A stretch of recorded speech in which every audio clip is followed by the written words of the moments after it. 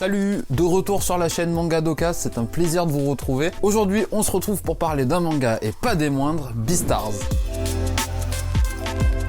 Vous avez peut-être vu que la boutique s'est habillée aux couleurs de la série, et ce n'est pas pour rien puisque le 2 juin prochain sort le tome 22 de la série. C'est en même temps le dernier tome, donc enfin le dénouement après tant d'années d'attente. La série est un énorme coup de cœur de l'équipe, on est tous archi fans de Legoshi et de ses aventures, et c'est pourquoi pour le dernier tome on a vraiment voulu marquer le coup. Donc en plus de la vitrophanie que vous pouvez voir à l'extérieur de la boutique, eh bien on a également un tote bag exclusif Manga Dokaz et Beastars que vous pourrez vous procurer à partir du 2 juin pour l'achat de 2 volumes de la série. Et ça compte bien évidemment sur le Beast Complex. Si jamais vous êtes déjà à jour et que vous n'avez pas Beast Complex, voilà, ça marche également. Les tote bags sont également disponibles à l'envoi si vous passez par le site internet pour vous procurer les tomes. Comme ça, vous n'êtes pas obligé d'être de Lille pour les avoir. Mais dans tous les cas, ce sera disponible qu'à partir du 2 juin. Ceci étant dit, laissez-moi vous parler de Beastars.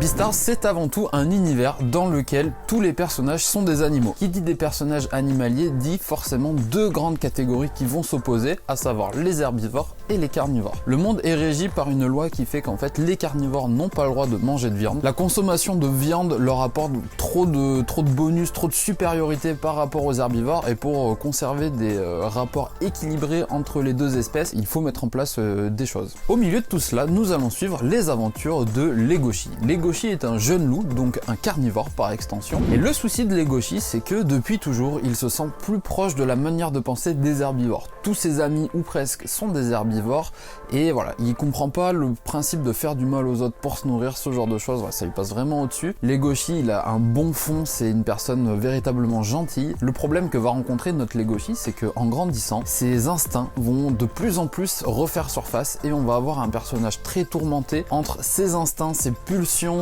carnivore et son mode de pensée plutôt herbivore. Donc voilà, on va avoir un personnage très torturé qui va se développer au milieu de tout ça et qui va se poser pas mal de questions. Dans son lycée, qui est un lycée mixte où va y avoir carnivore et herbivore, un jeune alpaga, un ami à lui, va se faire dévorer. Étant donné que c'est un ami à lui plutôt proche, les soupçons vont au départ se porter sur Legoshi, qui va devoir faire face à pas mal de discrimination par rapport au fait que c'est un carnivore. En parallèle de tout ça, Legoshi va développer une petite histoire d'amour avec notre petite lapine Haru, même si le fait qu'un loup et une lapine ensemble, ça peut paraître un petit peu étrange, et c'est souvent en fait les reproches qui sont faits à la série. En vérité, ça passe plutôt bien quand on lit l'histoire. Très tournée autour de la vie lycéenne et de la disparition de l'alpaga en fait au début de la série, Beastars va plonger de plus en plus au fil des tomes dans des thèmes beaucoup plus sombres. On va quitter le lycée, il va se passer différentes choses, je peux pas tout vous dire malheureusement parce que sinon ça perd un petit peu en intérêt, mais ce que je peux véritablement vous affirmer, c'est que même si on sent quelques passages un petit peu sombres au début, c'est vraiment rien par rapport à ce qui va suivre après. En plongeant de plus en plus loin comme ça dans les méandres de la société animale, ça permet à l'autrice d'aller aussi de plus en plus loin, d'approfondir ses idées. Elle qui décide de nous parler à travers de Beastars de thèmes très matures comme les inégalités sociales, les discriminations, la variété qu'il peut y avoir dans notre monde, parce que quoi de mieux qu'un manga qui prend des animaux pour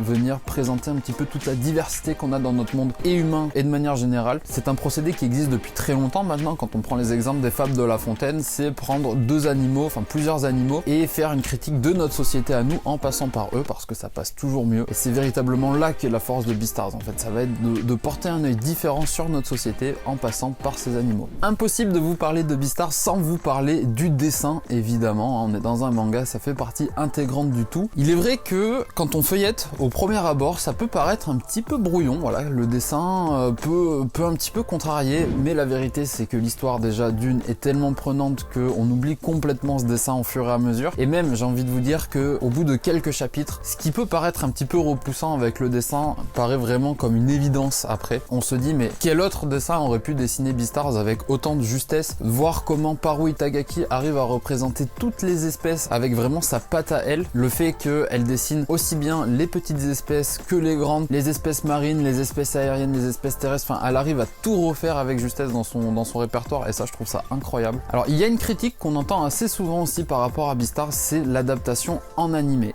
Il ne faut surtout pas vous arrêter à ça. Elle est disponible sur Netflix, on a eu pas mal de retours négatifs par rapport à cette adaptation au niveau de l'animation. Voilà, les gens étaient pas super fans de la 3D et tout. C'est vrai pour Beastars, c'est vrai pour d'autres mangas. Ne vous arrêtez pas à l'adaptation animée, faites l'effort de venir découvrir le manga papier parce qu'en fait dans 95% des cas vous êtes gagnant à le lire plutôt qu'à le voir. Et là c'est pas vraiment, pas forcément le libraire qui parle comme je vous dis ça, c'est un ressenti habituel. Alors certes, le fait que les personnages soient des animaux, ça peut aussi un petit peu vous freiner, mais si vous, ce que vous recherchez à lire actuellement, c'est une bonne série, il faut prendre en compte Beastars, parce que Beastars, c'est véritablement une bonne série, une très bonne série même. C'est tout pour moi, je vous souhaite à tous une très bonne lecture, n'hésitez pas à passer en magasin pour vous procurer les tomes, ou via le site internet, ou comme vous voulez. Nous, tout ce qui nous intéresse, c'est que vous découvriez la série, et que vous ne passiez surtout pas à côté de cette énorme pépite qu'est Beastars. Pour rappel, le tote bag exclusif sera disponible à partir du 2 juin pour l'achat de 2 volumes de la série. En attendant, portez-vous bien, je vous dis à la prochaine, ciao ciao.